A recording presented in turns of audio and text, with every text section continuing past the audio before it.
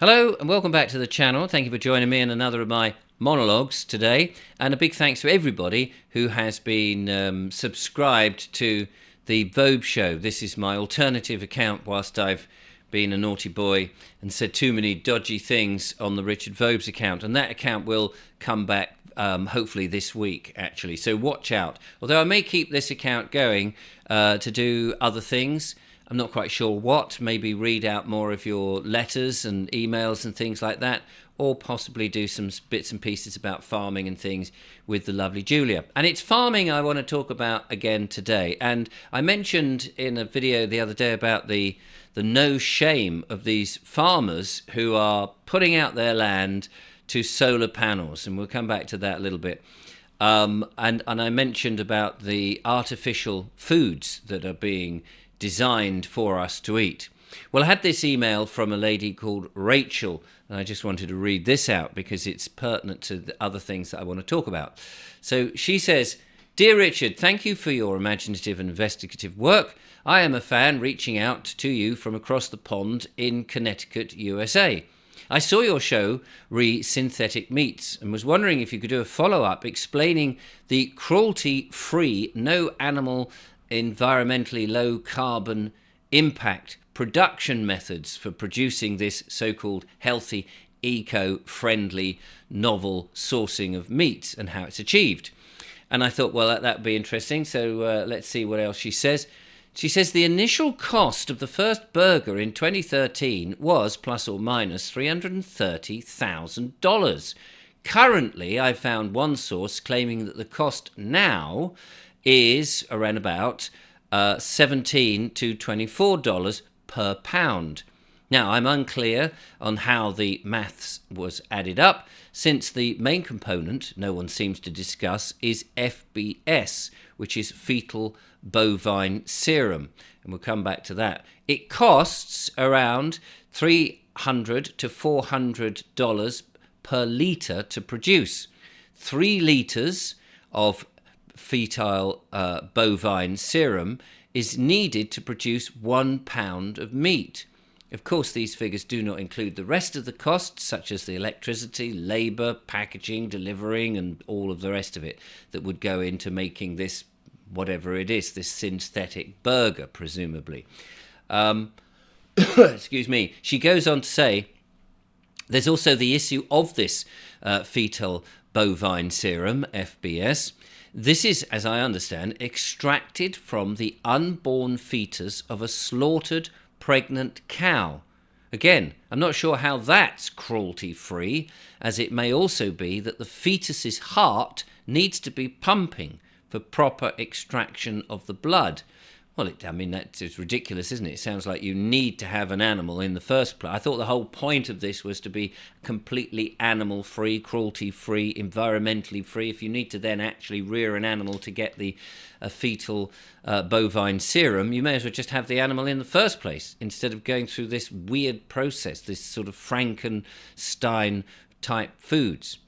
Anyway, Singapore, apparently, is working on a bypass to the FBS method through magnetizing skeletal muscle cells and bone marrow cells.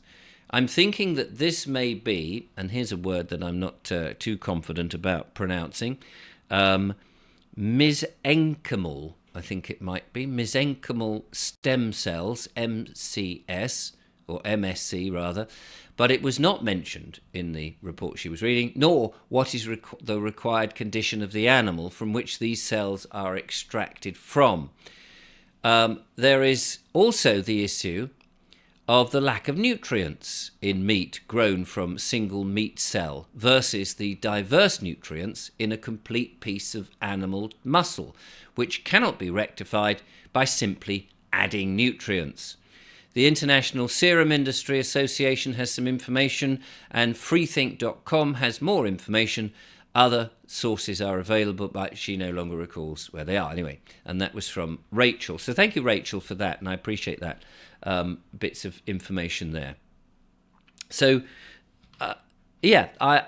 why not? Why not just stick with ordinary animals instead of wiping them off the landscape and putting them all into laboratory. We've seen, have we not, the process of Big Pharma and the little white pills, and how all of that, this manufactured chemicals, petrochemicals, have side effects. Well, let's just call them effects. Doesn't matter whether they're on the side or not. They are effects of taking one pill. So there you are. You're trying to save a problem that you've got, a headache or a liver deficiency or whatever it might be, or my blood pressure is high. You take a pill, and as a result of that doing that, you have an effect that is affecting another part of the body. It's trying to sort of do one thing, and it's actually affecting another part of the body. And we know that there are herbal remedies, there are other alternative remedies that have no side effects. But we've been led to believe that science is the only way forward. And so science with these Frankenstein foods, it seems to me, is nonsense. But, ladies and gentlemen, that seems to be the push that everyone is being pushed down, to have these foods which are supposedly safe and cruelty-free and environmentally friendly. And yet, if we don't farm animals, the animals, as I mentioned before, they'll just disappear. A few people will keep them as pets, of course, but you won't see them in the landscape. And the landscape, farming is our tradition. Certainly here in the UK, but it would have been across the whole world. People need to farm in order to eat. Farming has been not only the tradition, but the customs that we have come around from having farms, from having the landscape, the nature working in symbiotic relationship with farming animals, small local farms producing seasonal products, instead of having, when, say, for example, the corn law was repealed, which meant that we could buy corn from all around the rest of the world and have it cheaper, that the labour force then was no longer required, because the labour force that was required to farm over here was more expensive than just getting corn in from, say, China or other bread baskets of the world, as they call it. And that's a problem. As soon as you start going global, each country is competing against other countries and people are suffering. Far better to understand that the food that we produce, is not just a commodity, but is a necessity. And it should be, in my view, and you may agree or disagree, the most important thing that we concentrate on, as indeed it was at one point. It wasn't secure. It wasn't certain that we would have enough food, that we would, we were open to droughts, and we were open to too much rain, killing off the foods. And we're in a situation now where people, it seems, they can control the weather, but they're controlling the weather for nefarious reasons rather than actually trying to help us, which would be better. If you've got the ability to control the weather for the good, why not do that instead of controlling it that we're actually trying to stimulate droughts or too much rain so farmers can't plant. But we need to go back to those traditional methods of farming. Otherwise, we've got no hope. We'll be dependent again on scientists and again on those monopolies that decide this is the only way to make food. And that's not right. We saw that with the solar panels I mentioned at the beginning from the video I did the other day. If we move all our eggs into one basket and we say we'll only have electricity as the main source of power, we won't use gas, or we won't use fossil fuels, or we won't use wood for wood-burning stoves for cooking and heating water and heating houses and so forth. If we go down on the monopoly scale of one product, it means what with the world that we're in, with these corporations and these one world style governments, they'll have the controlling knob and be able to turn the electricity down or up accordingly. And if we do not agree, we don't acquiesce to their methods, then of course we can be in a very difficult situation. And it's the same with food. If we allow people to not be able to grow their own food, to have diverse types of food, all the different styles of animals, natural food, locally sourced and seasonal, if we are then relying on one source of this synthetic food. Never mind that it's just bizarre that you would create meat in a lab and that it can't be really as healthy or as cruelty-free.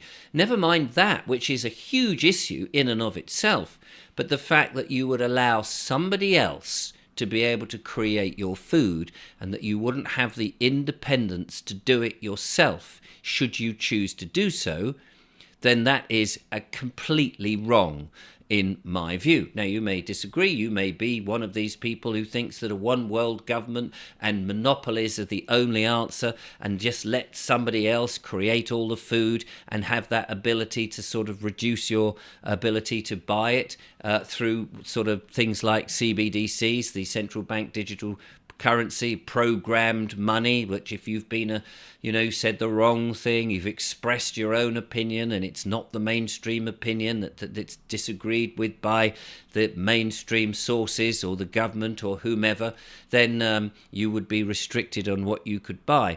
I mean, all of this is a nonsense, is it not? This is an absolute rubbish situation.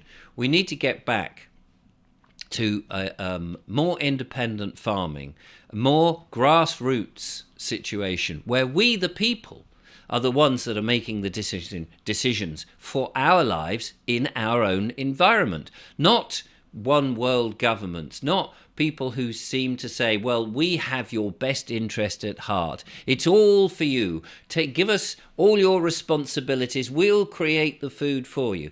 No, thank you. I think it's time that we need to get real and actually understand how much responsibility for ourselves we've given away and how impotent that we have become, and that we now start to realize actually, as a human being, as a spiritual person, you want to have more control of your life, more say in what you eat, more say in the nutrients that you put into your body, and the type of health and well-being medicines, if you like, that you actually can put into your body, the type of work that you want to do, that if you want to work in the great outdoors, in all the weathers, with animals or with plants, and to grow and look after things, these things, grassroots up, should be encouraged.